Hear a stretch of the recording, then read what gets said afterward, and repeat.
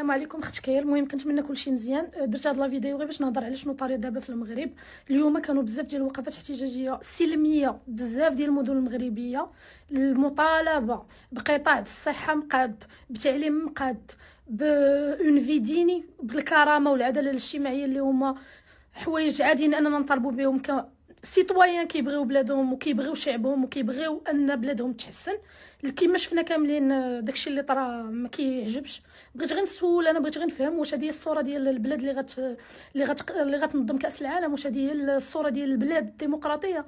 هو التعنيف وهو العنف وهو القمع. زعما ما كنظنش ان شي واحد خرج اليوم خرج حيت ما كيبغيش بلادو، لا راه حيت كنبغيو بلادنا داكشي علاش كنهضروا، وحيت كنبغيو بلادنا داكشي علاش كناخذوا بوزيسيون. بغيت نعرض التضامن ديالي مع الفنان وخويا الرائع حمزه الرائد اللي تعتقل اليوم في كازابلانكا.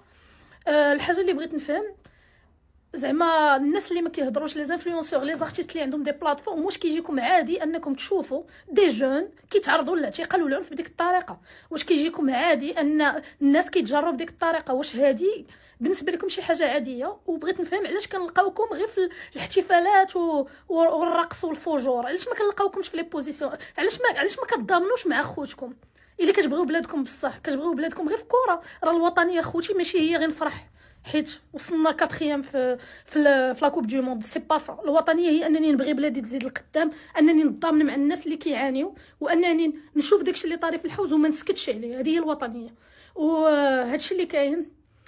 بزاف ديال الحب والاحترام للدراري ديال لا نوفيل جينيراسيون كيما سماو راسهم لا جينيراسيون زد، انهم خرجوا. البنات والدراري اللي تعرضوا للتجربه تروماتيك فو نو ميريتي با سا. اي ساشيكو ما راكمش بوحدكم، راه معاكم ناس اخرين ومعاكم ولكم بزاف ديال الاحترام والتقدير. هادشي اللي كاين. ما كتجي شي شعله جديده ديال التغيير كيخصنا نشوفوها كطفى، وكنجيسبر ان هاد المره ما طفاش، حيت حنا ماشي ناس انفصاليين، حنا ناس كيبغيو بلادهم وكيبغيو ان هاد البلاد تزيد لقدام. هادشي اللي كاين.